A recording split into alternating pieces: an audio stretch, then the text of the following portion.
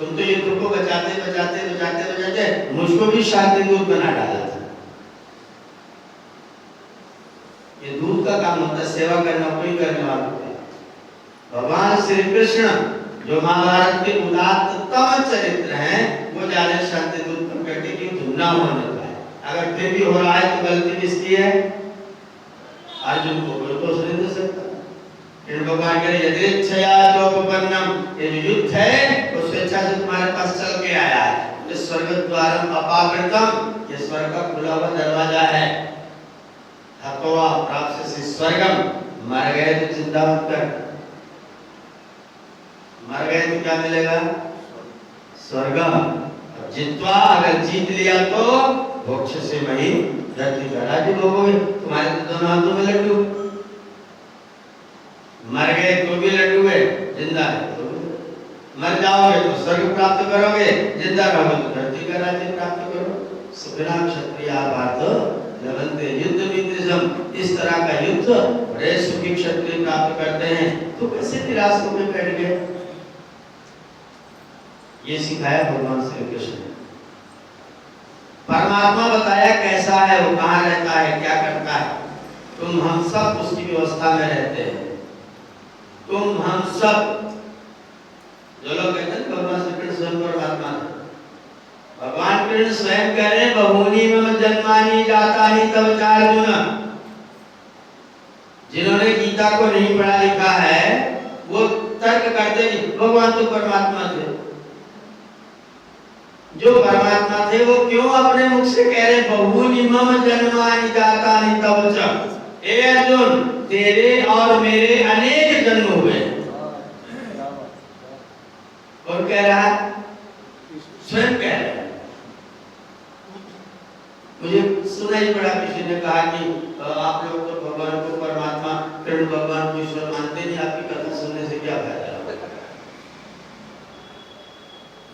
मुझे क्या सुनाना चाहिए? कृष्ण ने जो कहा वो सुनाऊं कि इन्होंने जो कहा कथावाचकों ने वो सुनाऊं? मैं वास्तविक कहने आया, मैं कथावाचकों की सुनाने नहीं आया। कृष्ण भगवान ने स्वयं कहा बहूनि मम जन्मानि, मम जन्मानि बहूनि, मेरे अनेक जन्म हुए हैं। तब च अर्जुन, हे अर्जुन, तेरे भी अनेक जन्म हुए हैं। तेरे भी अनेक जन्म हुए हैं, मेरे भी अनेक जन्म हुए हैं। अंतर थोड़ा सा है, तान्य हम वेद सर्वान्, मैं अपने सब जानता हूँ। त्वन्न वेद परन्तप, हे अर्जुन तुम अपने नहीं जानते हो, मैं अपने सब जानता हूँ। क्यों जानता हूँ? मैं क्यों जानता हूँ?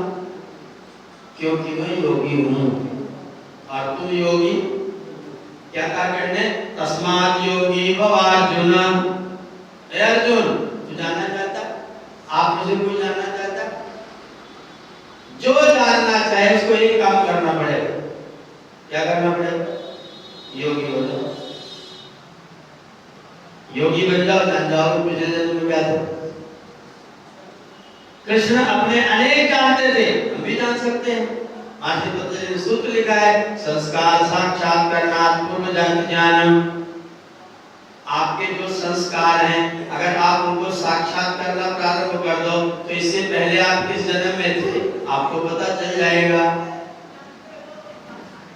जिन कारणों से आप इस जन्म में कर्म करने में प्रवृत्त होते हैं, कारणों को कहते हैं संस्कार। जैसे मेरी रुचि है बोलने की, चालने की, संस्कृत पढ़ने की, पढ़ाने की, मैं बिना पढ़ाए बिना बताए रह नहीं सकता। आपका कोई ऐसा काम हो जिसको बिना किए रह ना सकते हो, उसका कारण क्या है? उसका कारण संस्कार। बस उसी की पूंछ पकड़ लो और ध्यान साधना संयम करना प्रारंभ कर दो। समय चाहे जितना लगे, लेकिन एक दिन पता चल जाएगा कि आप पिछले जन्म में कहां थे और क्या थे। ये महर्षि पतंजलि ने आप सब लोगों को बता दिया। संस्कार साक्षात करणात् पूर्व जाति ज्ञान। और भगवान श्री कृष्ण कह रहे हैं मैं जानता हूं मैं क्या था। मैं अपने सब जन्मों की कहानी जानता हूं, लेकिन तुम नहीं जानते। तस्मात् योगी हो, अगर तू जानना चाहते तू भी योगी बन जा, तुम भी मेरे रास्ते पर आ जा। हम जान सकते हैं कौन से क्या हमारा शरीर था? तो वो स्वयं घोषणा कर रहे हैं कि मेरा ये जन्म है, तेरा ये जन्म है, हम दोनों जन्म धारण करते हैं, अर्थात हम दोनों जीव हैं। जिसका बार बार जन्म होता है वो जीव है, और जिसका कभी जन्म नहीं होता है वो ईश्वर है। कृष्ण घोषणा कर रहे कि मेरे बार बार जन्म होते हैं, हुए हैं। जिसका कभी जन्म नहीं होता है ईश्वर। ईश्वर के बारे में आपने जाना, फिर मैंने जीव के बारे में बताया। अभी तो हम जीव लोग हैं, जीव, ध्यान दीजिएगा, शब्द का अंतर समझ लीजिए। जब शरीर में रहते हैं तो हमारा नाम क्या होता है? जीव। और जब शरीर छोड़ देते हैं तो हमारा क्या नाम है? आत्मा। हमारा कॉमन नाम क्या है? आत्मा। और जब शरीर में आ जाते हैं तो हमारा नाम क्या हो जाता है? इकट्ठा भी तो बोलते हैं, इसे इकट्ठा भी तो बोलते हैं, जीवात्मा। हाँ, मिला देते हैं। जो आत्मा शरीर में आ गया उसका नाम क्या हो गया? जीव आत्मा। कॉमन में आत्मा है, और जब जीव के साथ मिल गया, शरीर के साथ मिल गया, जीव का मतलब है प्राण धारण करने वाला। जो प्राण को धारण करता है उसका नाम जीव है। और प्राण कब धारण करता है? जब वो यहाँ आता है, जब वो शरीर में आता है। जब तक शरीर में नहीं आता तब तक प्राण धारण नहीं करता। प्राण धारण करेगा शरीर में। इसका मतलब जब शरीर में आएगा तो इसका नाम क्या है? जीव आत्मा। जीव भी अकेला जीव भी बोल सकते हैं। और कॉमन में स्वतंत्र में इसका नाम क्या है? क्यों इसका नाम आत्मा है? इसका नाम आत्मा क्यों? कभी चिंतन किया? आतति निरंतरम, आतति निरंतरम देहात् देहम असौ। आतति निरंतरम, जो निरंतर इस शरीर से उस शरीर, उस शरीर से उस शरीर, उस शरीर से उस शरीर गति करता रहता है, इसलिए इसका नाम क्या है? आत्मा। जब इस शरीर में आ जाता है तो इसका नाम क्या हो जाता है? जीव आत्मा। जीवन को धारण करने वाला आत्मा। जीवन क्या है?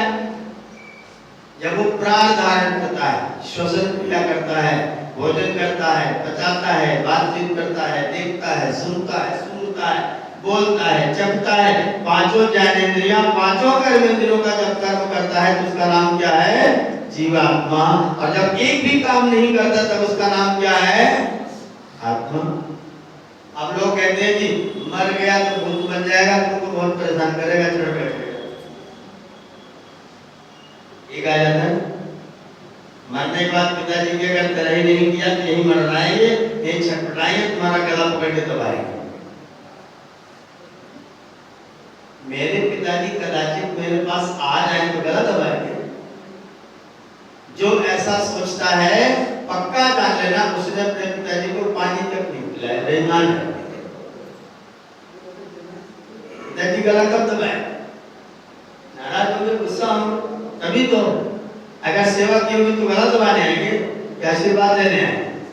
और मैं तो पिता को बहुत महान मानता।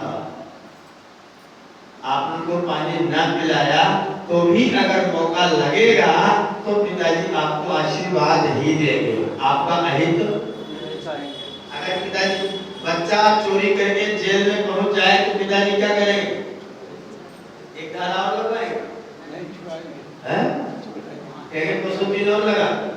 वकील साहब आज आ गए, वकील साहब से हमारे छोटे। अगर बेटा गलत काम करके फंस जाए तो पिताजी कहेंगे 302 लगा, 203 और लगा, कि कहेंगे 302 को हल्की कर। पिताजी जाते हैं पुलिस के पास, कहते हैं दरोगा जी अगर हो सके तो इसको थोड़ा सा हल्का कर दो, केस को हल्का करो। मतलब दुष्ट पुत्र का भी पिताजी उसका सुख नहीं चाहते हैं। तो पिताजी अगर आ गए, कदाचित बातें नहीं, कदाचित आ गए तो गलत माने आएंगे। ऐसा जो कहे पंडित जान लेना अपने पिताजी को पानी नहीं पिलाता। जो ये सीख दे जान लेना अपने पिताजी का बिल्कुल स्वागत सत्कार नहीं करता है, डर के मारा खुद परेशान है और अपने यजमान को भी डराने की जुगाड़ कर रहा है। पिताजी संतुष्ट होंगे तो आएंगे तो क्या करेंगे? आशीर्वाद देंगे। आत्मा होते हैं तो कुछ नहीं कर सकते। ध्यान रखिएगा, जब तक जीव नहीं बनेंगे तब तक आत्मा कुछ भी करने में समर्थ, जब जीव बनेगा तो करने में समर्थ हो। इसलिए जाने के बाद आपका बिगाड़ेंगे, एकदम भूल जाएंगे, किसी कोने से मत माने। शरीर छोड़ करके आत्मा यहाँ से निकलता है, ईश्वर की व्यवस्था में हो जाता है, और ईश्वर अपनी व्यवस्था से फिर उसको दूसरा शरीर प्रदान कर देते हैं। कुछ लोग प्रश्न करते हैं अकाल मृत्यु होता है कि नहीं होता है? ये अकाल सकाल है क्या? अकाला काला न प्राप्त यस्य, जिसका काल प्राप्त नहीं हुआ है उसे क्या बोलते हैं? अकाल। अकाल, जिसका टाइम नहीं आया है। तो मरने का टाइम कब आता है? कोई टाइम नहीं, कोई टाइम आता है, आता है। बच्चा होता है, शिशु होता है, कुमार बनता है, किशोर बनता है, युवा बनता है, प्रौढ़ बनता है, वृद्ध होता है और फिर मरता है। मरने का टाइम कब आएगा? जब वृद्ध हो, तभी मरने का समय होगा। और कोई बिल्कुल वृद्ध नहीं है, एकदम नौजवान है, नहाया धोया खाया पिया मोटरसाइकिल उठाया, बस मम्मी अभी रुको 5 मिनट में आया।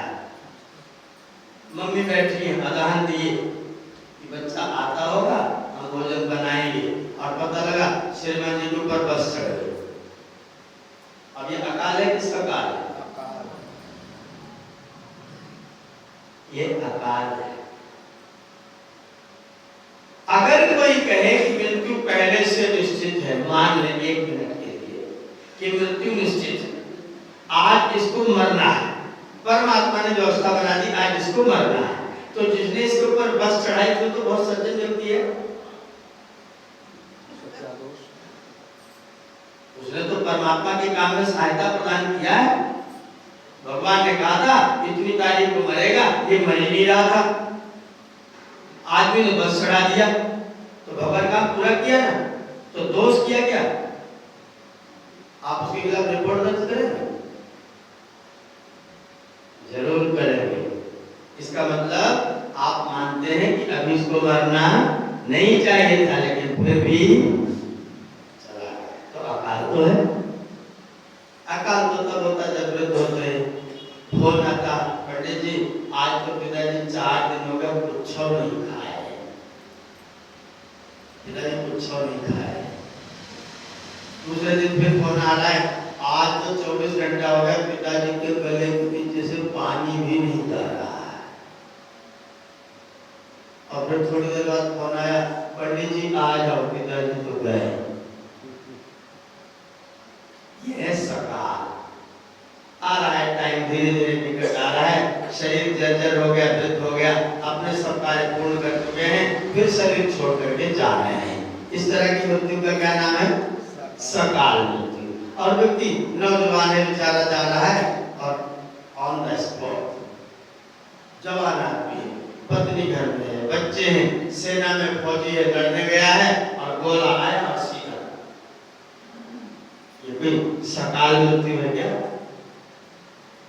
अगर इसको सकाल कहेंगे तो मारने वाला तो पुण्यात्मा हो जाएगा, इसीलिए इसको सकाल नहीं कहते, ये वास्तव में अकाल ही मृत्यु है। लेकिन ईश्वर बहुत न्यायकारी है, बहुत दयालु है।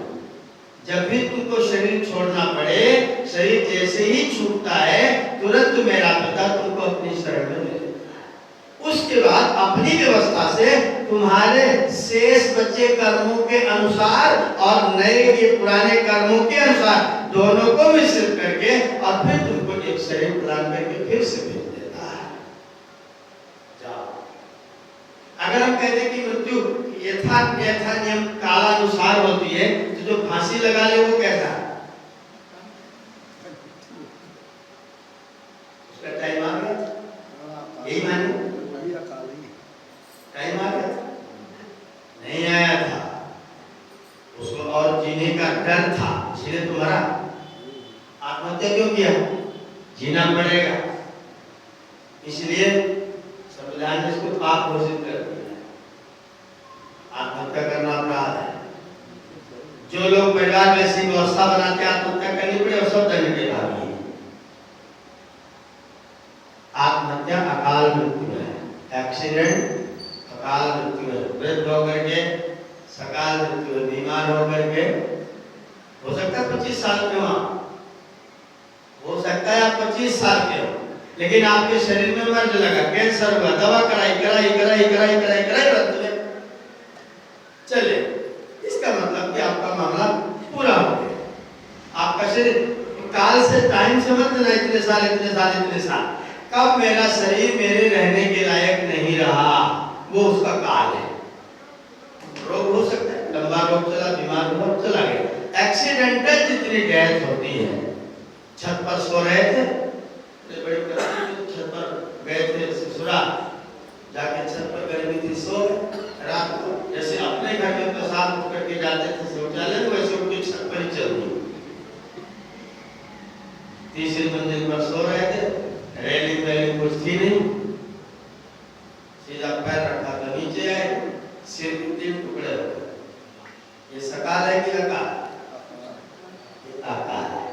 मरने का कोई मतलब नहीं था, मरना चाहे भी नहीं रहे थे, अकस्मात कोई घटना दुर्घटना कुछ इस तरह का हुआ और व्यक्ति की मृत्यु हो गई। ये मृत्यु होती है, ये मृत्यु होती है, सकाल भी होती है, अकाल भी होती है।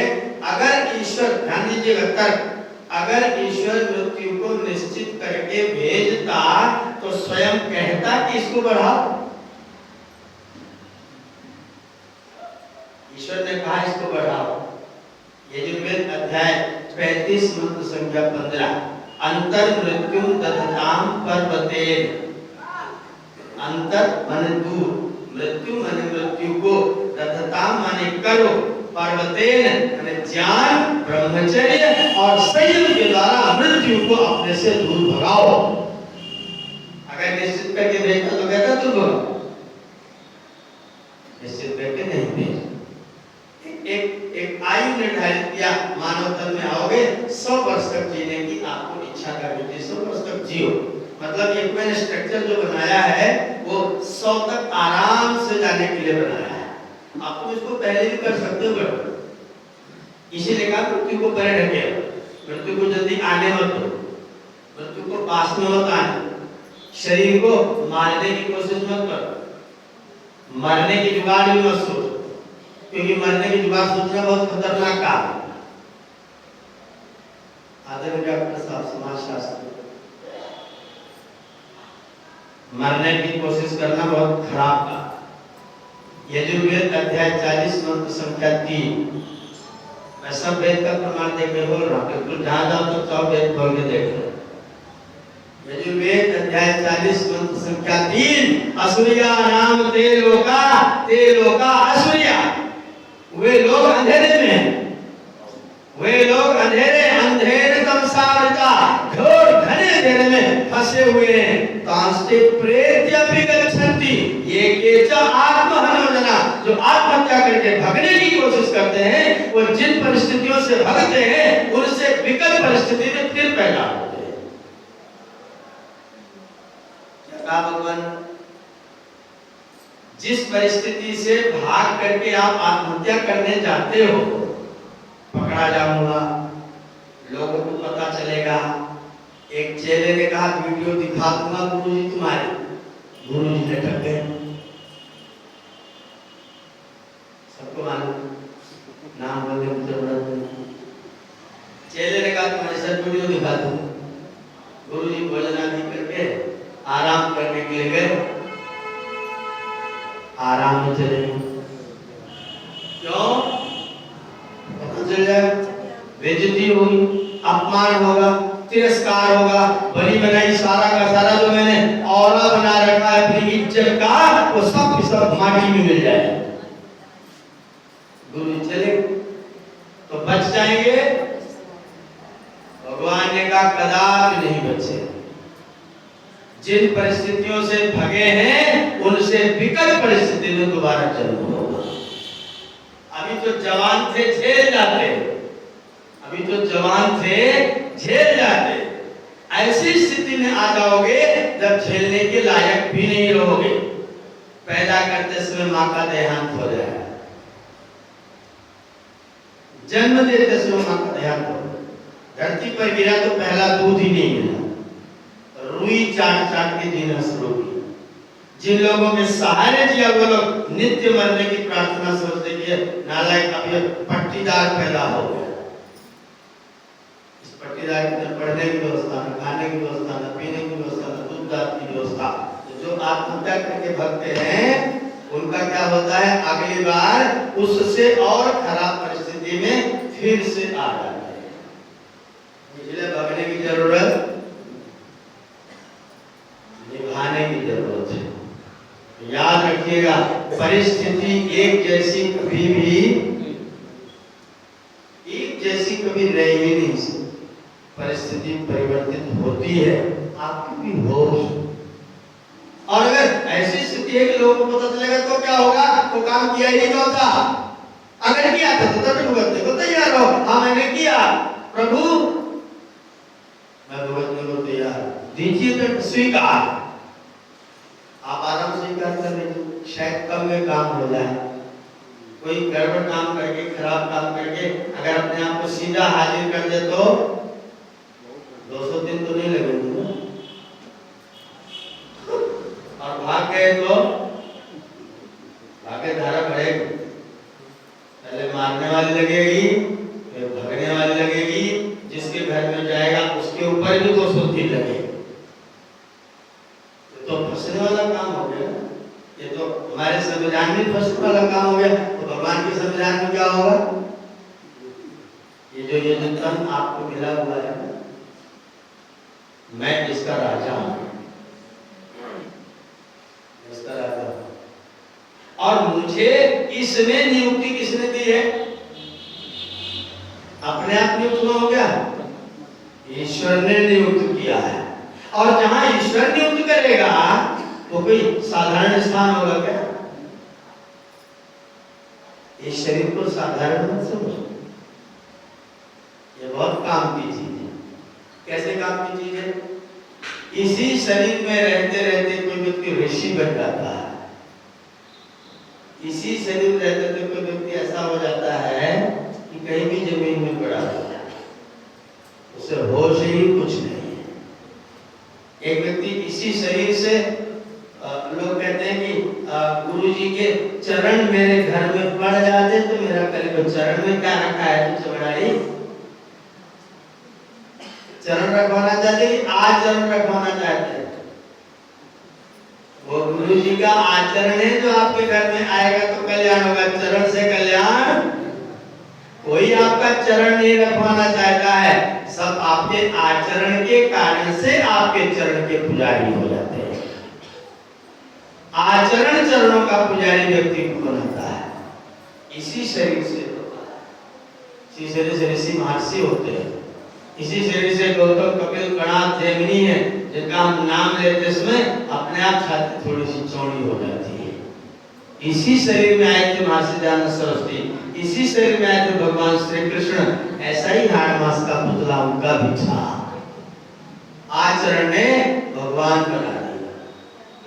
भगवान परमात्मा ने, ब्रह्म मत पढ़िए, भगवान को परमात्मा मत समझिए। भगवान माने ऐश्वर्यवान, मेधावी, विद्यावान, वैराग्यवान, ज्ञानवान, धार्मिक, ऐसे जो गुण जिनके अंदर होते हैं उनको हम लोग क्या बोलते हैं? भगवान।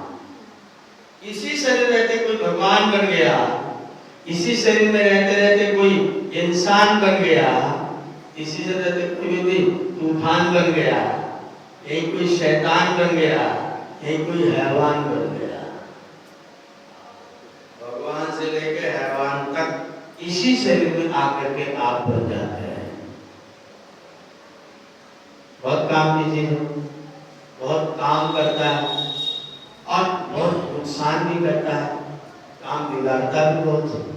अगर आपके पास कोई ऐसा औजार हो जो बनाए भी बिगाड़े भी, अगर उस औजार से कोई काम बिगड़े तो गलती चलाने वाले की कि औजार की?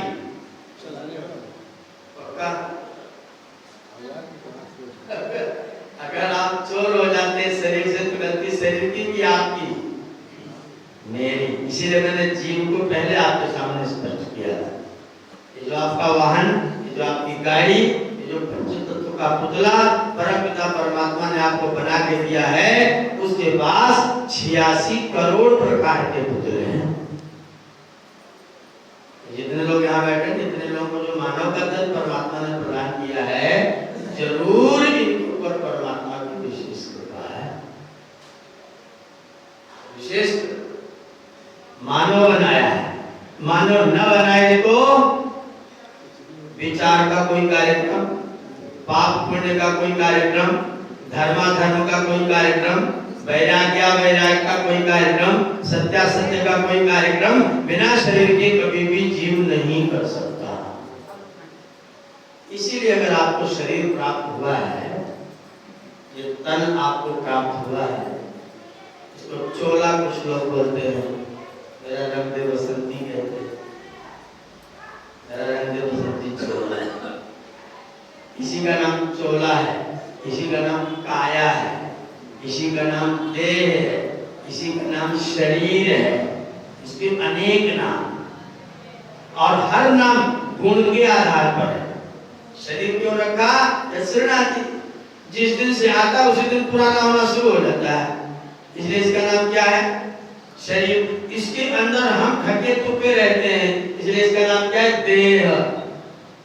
देह ऊपर चाहिए, जिसके अंदर मैं सुरक्षित रहता हूँ। ये जो ढांचा है, इसके अंदर मैं सुरक्षित रखा गया हूँ। चारों तरफ से पूरा हड्डियों की व्यवस्था है। हड्डी के ऊपर 3 परत की चमड़ी है, हड्डी के बीच बीच में मांसपेशियां हैं, उसके नीचे फिर मोटा मांस है, फिर उसके बाद आपकी रहने वाली थैली है, फिर उस थैली में एक थैली में आप विराजमान है। मोती के तरह सिर में मोती रहता है, उस तरह से आप इसमें विद्यमान हो रहे हैं। इतनी सुरक्षा व्यवस्था करके प्रभु परमात्मा ने आपको ये मानव का शरीर प्रदान किया है। किस लिए प्रदान किया है? चोरी करने, आप तो ठीक कह देते। इसके दुनिया को ठीक करने के लिए आपको भेजा गया है? नहीं, अपने को ठीक करने के लिए भेजा गया है। हमारा जो मामला बिगड़ गया था ना, उसको सही करने के लिए परमात्मा ने शरीर दिया है।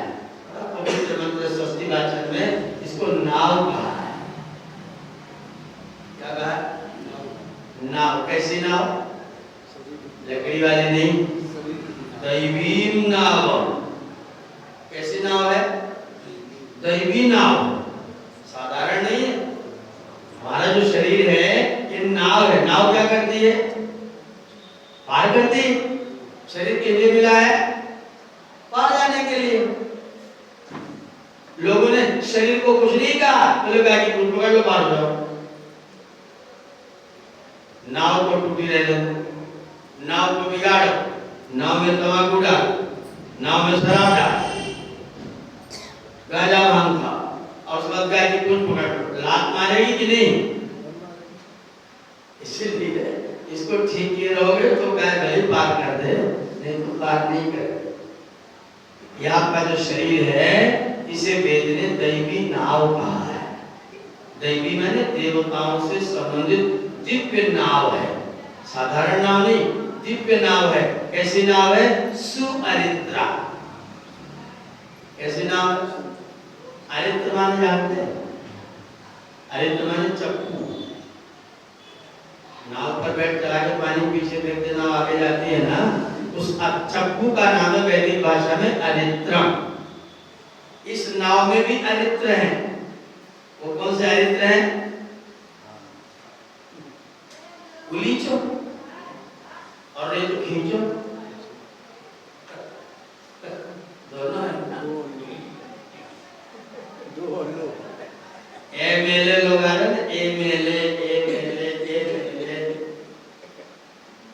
क्या नाम है उनका? एमएलए।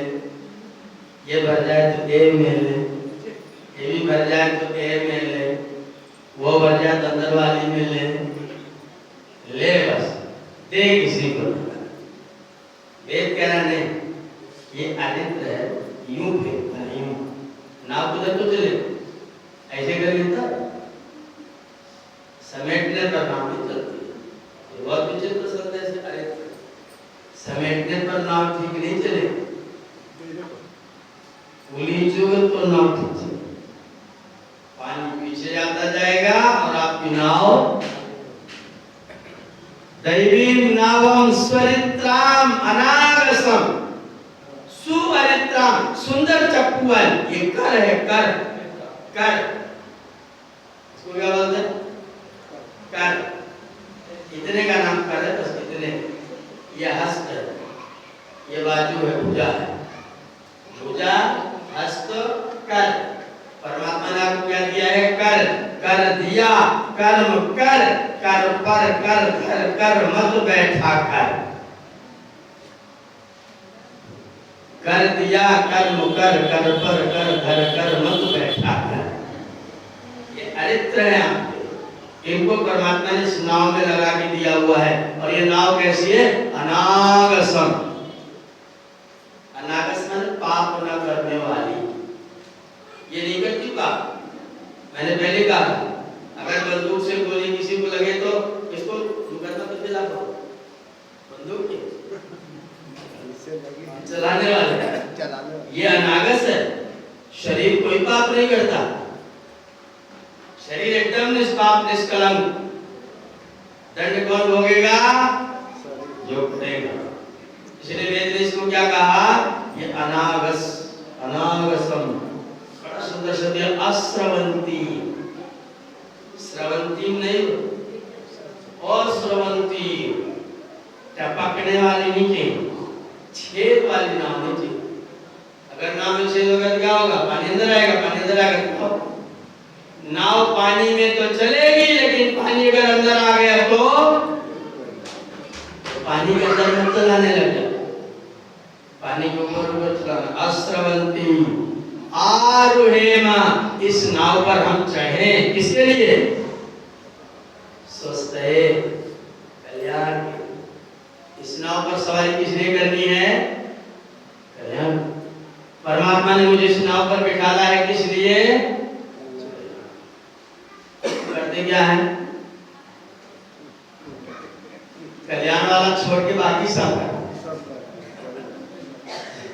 कल्याण वाला छोड़ के बाकी सब, जिसमें कल्याण होगा उतने को छोड़ते हैं। एक सज्जन मेरे पास है, गुरुकुल में था, यहाँ आने से थोड़ी देर पहले। मेरे को पंडित जी वेद पारायण ये करना है, कोई मुहूर्त देखो। मैंने कहा जब वेद पारायण शुरू कर दोगे तो मुहूर्त एकदम पवित्र हो जाएगा। इससे सुंदर मुहूर्त और कौन सा हो सकता है? वेद पारायण ये कर रहा है। बोलते देखिए धरती पर अग्नि है कि नहीं है? मैंने कहा ये बात मैं आपको शाम को बता सकता हूँ। बोले कैसे बताएंगे? मैंने कहा बता दूंगा अगर मेरे साथ रहो। बोले आज तो आप जा रहे हैं। मैंने कहा फिर मिलकर बता। मैं उनको क्या बताऊंगा पता है? उनको पूरे दिन खाने को कुछ नहीं दूंगा, बोलूंगा धरती पर अग्नि नहीं है। शाम को चिल्ला के बोलेंगे अग्नि धरती पर है, कभी नहीं। रोटी पका के चुपचाप दे दी। क्या बेईमान पंडितों ने पढ़ा के धरती पर आ गई तो खाते क्या? एक पसेरी खा के तब बोलता है धरती पर अग्नि नहीं, तो पकाया किसने? ऐसे बौड़म लोग हैं बोलते धरती पर अभी तो अग्नि नहीं। अग्नि ज्यादा रखिए, विज्ञान का सिद्धांत सब साइंस पढ़े हुए लोग हैं। जिस दिन धरती के एक परमाणु में से भी अग्नि निकल जाएगा उसी दिन धरती नष्ट हो जाएगी। धरती तभी तक है जब तक उसके अंदर अग्नि है। ये शरीर भी तभी तक है जब तक इसके अंदर, अगर अग्नि निकल गया तो मेरे शरीर में से भी अग्नि निकल सकता, ऊपर टकरा धरती में से अग्नि नहीं, उसके घर चली गई। ऐसे बड़ा बिना मतलब का वितंडा लोगों ने बनाया हुआ है। मैं तो उनकी दवाई करता हूँ, दिन भर भोजन बंद, भैया कुछ खाने पीने अग्नि है ही नहीं, कैसे बनेगा? है अग्नि है, रोटियां बना दो तो बोल दे चूल्हे में तो रही है। एकदम बिना मतलब का पंडितों का पाखंड है। जब आप ध्यान रखिए, आचार्य चाणक्य बोलते हैं कौटिल्य शास्त्र में, जिस दिन आप जिस दिन आप पुण्य करना जिस क्षण शुरू करते हैं वो धरती का सर्वश्रेष्ठ मुहूर्त होता है। जब आप पुण्य कर्म करना प्रारंभ कर देते हैं तो श्रेष्ठ मुहूर्त खड़ा हो जाता है, और जब आप पुण्य कर्म करते हैं तो सारे गंदे मुहूर्त होते हैं। पाप कर्म करने के बाद शुभ मुहूर्त में जेब काटे तो पिटेगा कि नहीं? अच्छा, एक योग है सर्वार्थ सिद्धि योग। क्या योग है? सर्वार्थ सिद्धि योग, पंचांग में लिखा हुआ। उस सर्वार्थ सिद्धि योग में रणजीत जी की जेब काटो तो पकड़ लेंगे तो क्या करेंगे? अरे इतना बढ़िया मुहूर्त है, सर्वार्थ सिद्धि होने दो तो मारोगे भाई। ये सब ये बिना मतलब के, ये सब बिना मतलब के विदंड है। योग जब आप करते हो तब होता है। आपके जब ये चप्पू, आपके कर, आपके अरित्र जिस दिन पुण्य कर्म में प्रवृत्त हो जाते हैं उसी दिन आपका योग सही होना शुरू हो जाता है। और जैसे आप इनका प्रयोग नहीं करते हो वैसे फिर इनका योग नहीं होता। योग नहीं होता तो सर्वार्थ सिद्धियों को माई का लाल खड़ा करके नहीं दे सकता है। विद्यार्थी को परीक्षा भवन में बिना पढ़े लिखे सर्वार्थ सिद्धियों को भेज दो, ठीक है? किताब मत देना, पढ़ना साल भर नहीं। जब सर्वार्थ सिद्धि योग हो उसमें परीक्षा में बिठा देना तो क्या लिखेगा? सर्वार्थ सिद्धि होगी उसकी, सिद्धि फेल हो। सर्वार्थ सिद्धि योग किसी को पास बार नहीं कराता है। पास कौन कराएगा? आपका अपना प्रयोग आपको पास कराएगा। सर्वार्थ सिद्धि माने कुछ नहीं। जब व्यक्ति पुण्य कर्म करे तो आपका उत्तम मुहूर्त खड़ा हो गया। इसीलिए हमारा शरीर अनागस है, अश्रवंती है, इसमें हम आरुरेम स्वस्थये, अपना कल्याण करना हो अपने इस शरीर को नाव समझ करके इसका प्रयोग करो। इसमें छेद मत हो, इसमें छिद्र मत हो, क्योंकि छिद्र होता है उसको कोई दिखा देगा, इसीलिए लोग आत्महत्या करने के लिए भगते हैं। परमात्मा ने आपके शरीर के साथ में जोड़ा है, मैंने नहीं जोड़ा, किसी और ने नहीं जोड़ा, स्वयं ईश्वर ने, प्रभु ने आपको जोड़ा है। जोड़ा किस लिए है? यजुर्वेद अध्याय 1 मंत्र संख्या 5-6। कस्त्वायुनक्ति, क्या प्रश्न किया? कस्त्वायुनक्ति, इस शरीर के साथ तुमको कौन युक्त करता है? इस नाव पर तुमको कौन बिठाता है? वेद ने प्रश्न किया, कस्त्वायुनक्ति, तुमको किसने इस शरीर से, इस संसार से, इस व्यवस्था से तुमको किसने युक्त किया? उत्तर दिया, सहत्वायुनक्ति, वही ईश्वर तुमको इस व्यवस्था में नियुक्त करता है। इन शरीरों में किसने भेजा? किसने भेजा? ईश्वर ने। मेरा छोटा भाई बचपन में थोड़ा सा सांवला ज्यादा था तो लोग उसको सब करठवा करठवा बोलते थे। करठवा। एक दिन सब लोग मिलके उसको काला काला कहना शुरू किए। जब बहुत लोगों का जवाब अपनी बुद्धि से देते देते थक गया, 4-5 साल का ही था, और तुम्हें बोलता है देखो भैया भगवान जैसे दे है वो ठीक ना, अपना तो पेट करवाए ना, हम जैसे भी हैं अपना तो पेट करवाए ना, अब भगवान जैसे बना वैसे तुम जैसे जाए, जैसे जे का दिया है वो वैसे पाओ। तो हमें आज के बाद कुछ कहा नहीं, ईश्वर ने दिया तो फिर और जैसा दिया जैसा मेरा कर्म होगा, क्या पता, या फिर माता जी बथुआ खा रही होंगी लगातार पेट में रख के और कुछ खाती नहीं हो, बथुआ पालक ड्राई आयरन क्या होगा?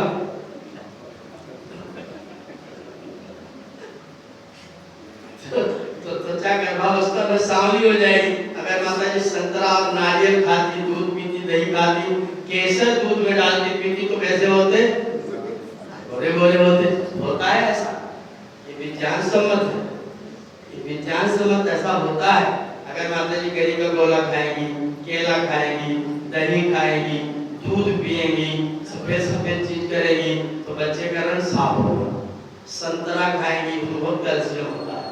आंवला खाएंगी, आंवला आहुति डालेंगी, हवन करेंगी, ये भी विज्ञान करके देख लीजिए प्रयोग।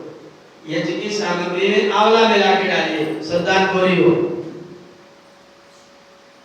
माता जी के साथ खाने से आ जाता है ऐसा थोड़ा बहुत हमारा पूर्व वाला, थोड़ा माता जी का भोजन पाए, ये सब मिल करके अपने से भगवान बना तो विसा होता है।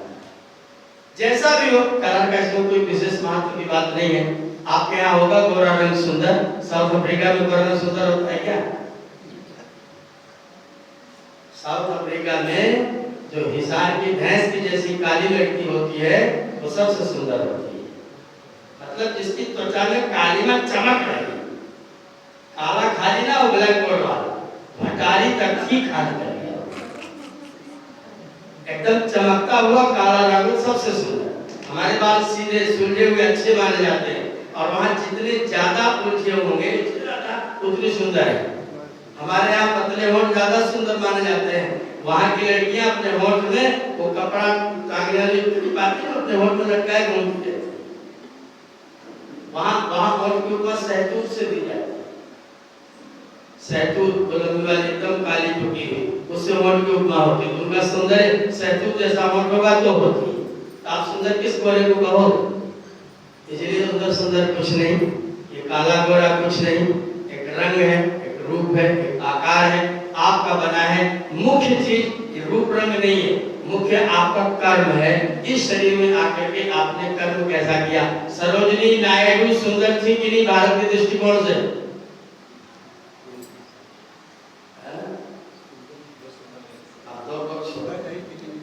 बहुत सुंदर थी, आज भी उनका नाम लेते हैं, तो उससे क्या लेना देना है? लता मंगेशकर जी सुंदर थी क्या? ऐश्वर्या राय ज्यादा सुंदर? अगर आपको निर्णय करना हो कि लता मंगेशकर सुंदर या ऐश्वर्या राय सुंदर, तो किसको चयन करें? ये चमड़ी रूप रंग आकार का ऐश्वर्या सुंदर होता है क्या? लता मंगेशकर देवी की तरह से देश में पूजी जाती है। शरीर का रिश्ता है, आपके कर्म महत्व रखते हैं, आपके शरीर में रह करके कर से कर्म का महत्व होता है। अगर आपने कर्म किया है तो ये चेहरा मोहरा कुछ नहीं। गांधी जी कई कुंटल के थे, कई कुंटल के थे क्या? सींगिया पहलवान, उसको हम लोग सींगिया पहलवान बोलते हैं। एक कपड़ा ऊपर डालिए, एक कपड़ा नीचे डालिए, डंडा ले लिए, चल दिए, हम उनको राष्ट्रपिता कहते घूम रहे।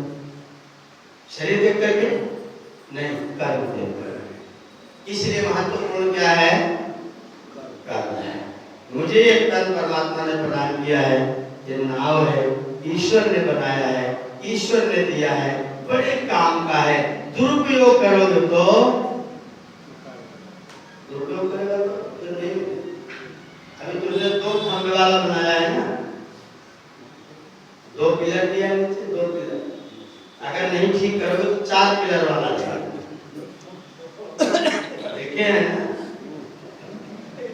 अभी तो 2 पिलर दिया, फिर ऊपर मंजिल खड़ी कर दिया है, फिर 4 पिलर देगा और सीधा मोटा सा बीम डाल देगा, मुंह लटकाए घूमो। हमने बहुत गलत काम किया तो मुंह उठा नहीं सकते, ऐसे लगता रहता है। हम लोगों को किधर को है यूं, और उनका किधर को है क्यों? जब उनको परमात्मा ने ऊपर वाला दिया था तब उन्होंने ऊपर वाला नहीं किया, तो कैसा वाला किया। जब ऐसा वाला किया तो अगली बार फिर कैसा वाला लिया। तुम्हें यही अच्छा लगता है तो लगता है, उधर जाना हो तो कोई बात नहीं, अगर फिर ऊंचाई रखना हो, सिर ऊंचा जिए तो ऐसे जिए, सिर उठा के जिए। अगर ऊंचे रखना हो तो कैसे ऊंचे होंगे? कर्म से। जिसके जितने उत्तम सुंदर श्रेष्ठ ईश्वर की व्यवस्था के अनुकूल कर्म होंगे उतना सम्मान का पात्र बनेगा। और जिसने शरीर का दुरुपयोग किया है उसको इस शरीर से कुछ भी हासिल नहीं होगा। अंततोगत्वा अभी जीवन में जितने सुंदर सुंदर कपड़े पहने, धनी लोग महंगा महंगा पहनेंगे, गरीब लोग हल्का हल्का पहने। मार्किन उन्हें पहना बोलते तो 2 कुतिया छात्र को मार्किन आता, उसका नाम सुन के मैं बड़ी देर तक पिताजी का कुर्ता खींच रही, 2 कुतिया छात्र बहुत मजबूत कपड़ा होता है, वही सिलाते थे जाए थे। 2 कुतिया छात्र बड़ा मोटा रहता था, उसी पहन के गंजी बोलते थे, सब दूध से सना रहता था, लेकिन जाने पर धोने कोई जुगाड़ नहीं है। परमहंस तो वो कपड़ा गरीब आदमी पहनेगा और धनी आदमी क्या पहनेगा? रमंड पहनेगा। 7,000 रुपया मीटर कपड़ा। हम लोग जालंधर में थे, आनंद मुनि के साथ में थे, लाचार की एक कुर्ता सिलाना है, आइए आपको ले चलता हूँ। ले गया उनको शोरूम में। स्वामी जी ने कपड़ा बहुत बढ़िया कलर पसंद किया, ये मेरे एकदम ठीक कलर का है। मैंने कहा जरा दाम पूछिए, और 7,000 रुपया मीटर। स्वामी जी इतना तेज भगे कि नीचे आके रुके दूसरी मंजिल से। चलिए 7,000 में तो 5 जोड़ी दोनों, 1 मीटर कपड़े का मैं 5 जोड़ी कुर्ता सिला के पहनूंगा 5 साल तक। भगे 7,000 रुपया मीटर कपड़ा पहन लो, इसी से निकलेंगे। लेकिन जब जाने लग जाएंगे तो कौन सा कपड़ा लोग पहनाएंगे? 7,000 रुपया मीटर वाला। लोग बहुत, आपके जो प्रेमी लोग हैं, प्रेमी लोग, वो आपके लिए चादर लेके आएंगे ऊपर डालने के लिए। वो कौन से कपड़े की हो? इतनी फटही, इतना चिथड़ा, इतना चिरकुट, जिससे खराब कोई कपड़ा आज तक बना ही नहीं। वो कपड़ा लोग 100 गुना ऊपर ले आते हैं। मतलब उसका रेशा जो प्लास्टिक जैसा है वो आपको सजाने के लिए लेकर के डाल देते हैं। बहुत गलत काम है। इस ऐसे करने का कुछ भी विधान एकदम अशास्त्रीय, एकदम मूर्ख। वो कपड़ा लोग आपको दे देंगे, जीवन में चाहे जैसा पहनते रहिए, मेरा कर्म मेरे आगे पीछे बाएं दाएं ऊपर नीचे सर्वत्र कर्म करने वाला होता है। इस शरीर से जितना आपको मिला है, अगर आपने इसका सदुपयोग किया है, श्रेष्ठ किया है, तो कहते श्रेष्ठ कैसे जाने? बड़ा अच्छा प्रश्न। कैसे पता चले कि काम श्रेष्ठ है? क्या पहचान बताए? एक काम बताओ तब ये वाला नहीं है क्या? तो मेरा एक बहुत सुंदर सा छोटा सा जवाब है, जिससे किसी का हित होगा। क्या बताओ? सुख नहीं कहा, दुख भले होता, भले किसी को दुख हो, हित होता हो, वह काम श्रेष्ठ है। अब उसमें श्रेष्ठ, श्रेष्ठतर, श्रेष्ठतम करते जाए। आधार क्या होगा? एक का हित हो तो श्रेष्ठ है, और पूरे समुदाय का हो जाए तो, मेरे बिरादरी वालों का हो जाए, श्रेष्ठतर हो गया। और प्राणी मात्र का हो जाए तो सारी परीक्षा एक ही सूत्र में है, जिसमें हित होता हो। इस सत्संग आप लोग सुनने के लिए आ रहे हैं, हित हो रहा है कि नहीं? हितकारी की अहितकारी? हितकारी ज्ञान बढ़ता है। दुनिया में ज्ञान के बराबर तौलने में और कोई चीज आप खड़ी कर सकते हैं? प्रोफेसर साहब, ज्ञान के पलड़े में दूसरी कोई चीज डाल सकते हैं? गीता सुनो, भगवान कृष्ण क्या कह रहे हैं? नहीं जाने सदृशम पवित्रम इह विद्यते। ज्ञान के जैसी पवित्र चीज और संसार में कोई। इसलिए जो ज्ञान बांटने का काम है वो सबसे ज्यादा हितकारी है। ये अभौतिक है। भौतिक पदार्थों में किसको लेंगे? अभौतिक ज्ञान को। भौतिक पदार्थ में सबसे ज्यादा हितकारी क्या चीज मानी जाएगी? जिससे जीवन मिलता। भोजन ना देंगे तो भी काम चलेगा कुछ देर तक, पानी नहीं देंगे तो भी 24 घंटा निकाला जा सकता है, लेकिन हवा बंद कर दे तो सर्वश्रेष्ठ काम क्या कहा जाएगा? हवा को प्यूरिफाई करके, शुद्ध करके व्यक्तियों को दे देना। और जब हम यज्ञ करते हैं तो क्या करते हैं? हवा को शुद्ध करते हैं। इसलिए वेद ने कहा यज्ञ वही श्रेष्ठतम कर्म, या यज्ञ श्रेष्ठतम कर्म है, क्योंकि लोगों को प्राण प्रदान करता है, जीवन प्रदान करता है। जिससे लोगों का जीवन मिलता हो वह श्रेष्ठतम कर्म होता है। श्रेष्ठ का मतलब जिससे हित हो, बस ये उत्तम कर्म है जिससे किसी का हित हो। आप किसी के साथ मिलकर के मुस्कुराएंगे तो हित होगा क्या? हित होगा, हित हो। और चढ़ाएंगे तो इसका मतलब ठीक काम नहीं। जिसको व्यक्ति को बहुत भयंकर डायबिटीज है, उसे प्यार से 4 आदमी पकड़ो, 4 रसगुल्ला खिलाओ, प्यार करो, जबरदस्ती नहीं, लेकिन खिलाओ रसगुल्ला। बोलो हित कर, कहीं कर, श्रेष्ठ है कि अश्रेष्ठ है? सर्वश्रेष्ठ। एकदम श्रेष्ठ है। उनको बड़े अच्छा लगा, आपको भी मत देना। जिसमें हित होता जय विधि होई नाथ हित मोरा। क्या कहा? जय विधि होई नाथ हित सुख कहा के तो कवर कुछ जा कहे जय विधि नाथ मिले सुख मोरा। नहीं कहा जय विधि नाथ होई हित मोरा सो तुम करो, वो करो जिसमें मेरा हित होता। विद्यार्थी को सवेरे जगाना हितकारी की शुभकारी, हितकारी, हितकारी। पहले उसको दुख होता, पहले वो 4 पलथा खाए करवट बदलता है, कान पकड़ को उठा करके बस अगर उसको उठा देंगे ना तो भी हित नहीं हो। लिखा हुआ है विद्यार्थी सो रहा हो तुरंत जगा दे, राजा सो रहा हो तो मत जगा।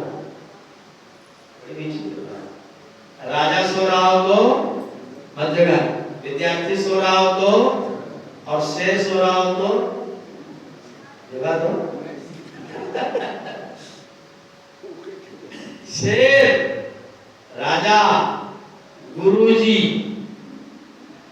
मंत्री जी अगर सो रहे हो तो उनको मत जगाना, और वैद्य जी सो रहे हो तो तुरंत जगा देना, उनको बिल्कुल सोने मत देना।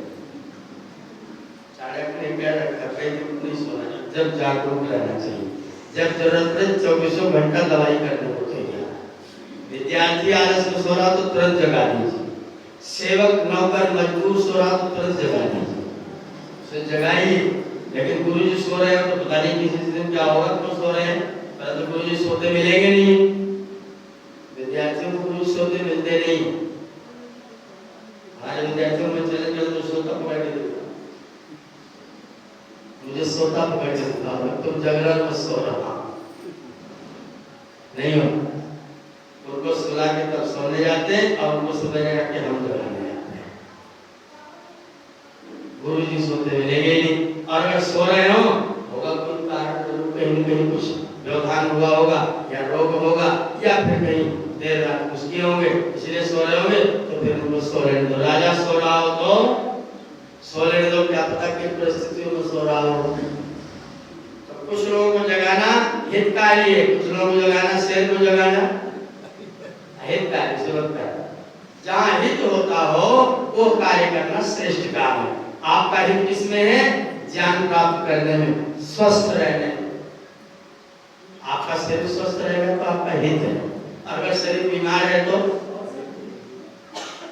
शरीर परमात्मा ने प्रदान किया है, इसको बीमार मत करिए, स्वस्थ करिए। ये बहुत सुंदर है, बहुत पवित्र है, बहुत अच्छा है। वेद ने इसको अनागस कहा है। उस वेद की भावनाओं का आदर करते हुए ये जो तन परमात्मा ने हमें प्रदान किया, जीवात्मा को प्रदान किया है, इस जीवात्मा के कारणम बंध मोक्ष, बंध का भी कारण ये है और मोक्ष का भी कारण। आप चलाने वाली गलती शरीर की, मैंने पहले पूछ लिया था, अगर कोई चीज 2 काम करती हो तो अगर दुखदाई वाला काम करेगा तो गलती किसकी? कांटा कांटा निकालता भी चुभता भी, तो चुभाने वाला क्या कर रहा है? गलती। और कांटे से कांटा निकालने वाला, तो कांटे की कोई गलती है क्या कि चुभाने वाली गलती है? आपका शरीर भी दोनों तरह का काम करता है, पुण्यम अपि पापम अपि। अगर आप पाप करते हैं तो गलती किसकी? फिर शरीर को दोष मत देना, फिर अपने को दोष देना।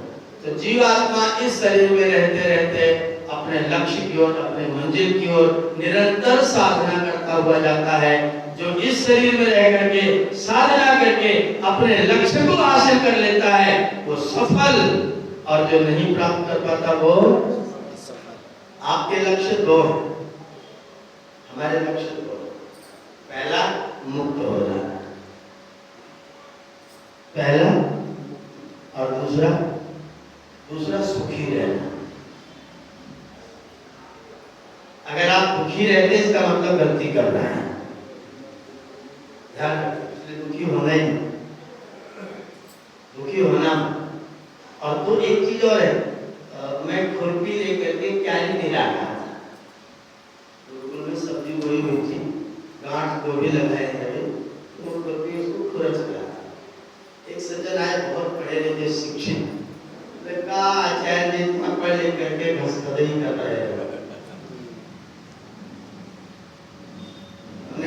खेत में गांठ गोभी है क्या? वो तो नहीं है। मैंने कहा खाओगे क्या? तो बाजार से लेके खा लेंगे। मैंने कहा बाजार में जिसने किया है उस गांठ गोभी को, अगर उसने हमारी तरह घास खोदाई ना करी तो तब खाओ। तब तो नहीं खा पाएंगे। मैंने कहा जब भी खाओगे किसी ने घास खोदाई की होगी तभी खाओगे। ये दुख है कि कष्ट है? ध्यान रखिएगा, दुख और कष्ट में अंतर होता है।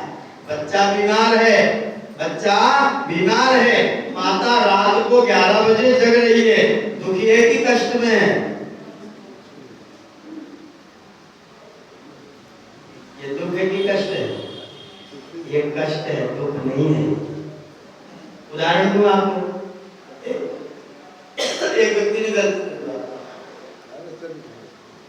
थोड़ा सा 2 मिनट बात, एक आदमी ने गलती की तो उसे पुलिस ने पकड़ ली।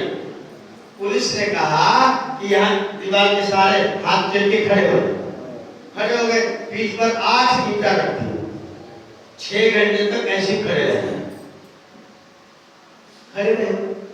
एक व्यक्ति मजदूरी करने के लिए गया, अपने उस पर 12 ईंटा लादा और ऊपर पहुंचाया, फिर आया, फिर पहुंचाया, फिर आया, फिर पहुंचाया, 6 घंटे बाद छूटा। एक व्यक्ति की पीठ पर 8 ईंटा रखा है, वो खड़ा है। एक व्यक्ति 12 ईंटा लेकर के चल के पहुंचा के आ रहा है। एक व्यक्ति जब शाम को थाने में से छूटेगा तो क्या मिलेगा? क्या मिलेगा? और ये व्यक्ति जो मजदूरी में से छूटेगा तो क्या मिलेगा? 300 रुपए के 3 नोट जेब में रखेगा, 30 रुपए की जलेबी खरीदेगा, अपने बच्चों को टपकाता हुआ लेके रस जाएगा, और बच्चे जब देखेंगे पापा मेरे जलेबी लाए हैं, तो बच्चों का लाल वही जलेबी के रस जैसा टपकेगा, और खाने के बाद अपने पिताजी को क्या कहेंगे? पिताजी भी प्रसन्न, बच्चे भी प्रसन्न। ईंट दोनों ने ढोई है, एक ढोया है, क्या मिला? कुछ नहीं। एक ने ढोया, क्या मिला? 300 रुपए। जिसने 300 रुपए कमाया है उसने कष्ट उठाया है, जिसने ईंट ना ली है, कुछ नहीं पाया, वो दुखी हुआ है। हम दोनों को कष्ट को दुख में मिलाना, कष्ट को तपस्या में लाना, क्योंकि कष्ट आता है तो परिणाम में सुख होता है, और दुख आता है तो परिणाम में थोड़ी संतुष्टि होती। चलो जान बची तो लाखों पाए नोट में गुरौदा, इतने संतुष्टि होगी बस। लेकिन एक छूटा संतुष्टि मिली, एक छूटा 300 रुपए मिला। जिसके छूटने पर सुख मिलता है वो कष्ट है, दुख नहीं है। विद्यार्थी जब मेहनत करता है दुखी नहीं होता, कष्ट उठाता है, तपस्या करता है, और परिणाम टॉप करता है। और जो दुखी होता है वो, उसे दुख की बात कुछ भी नहीं मिलता है। जिससे कुछ न मिले वो दुख है, जिसके परिणाम में आनंद मिले, सुख मिले, उसका नाम तपस्या है। उसको दुख में मत गिरना, और तपस्या करने के लिए तैयार है। जीवन आनंद में रहेगा, मजा आएगा, जिंदगी में जीने का सुख बढ़ेगा। इसलिए कष्ट और दुख को अलग अलग करिएगा, और कष्ट के लिए तैयार रहिएगा, और दुख के लिए कभी तैयार मत रहिएगा। दुख को आने मत दीजिएगा। दुख में हित नहीं होगा, कष्ट में हित निहित होगा। जो हितकारी है वो करना, जो अहितकारी है वो नहीं करना। सबका बहुत बहुत धन्यवाद करते हुए आज और अतिरिक्त 5 मिनट ले गया हूँ। उधार अगले दिन, अंतिम दिन देख लेंगे, वापस करने की कोशिश करेंगे। आज के लिए सबका बहुत बहुत धन्यवाद करते हुए वाणी को विराम। ओम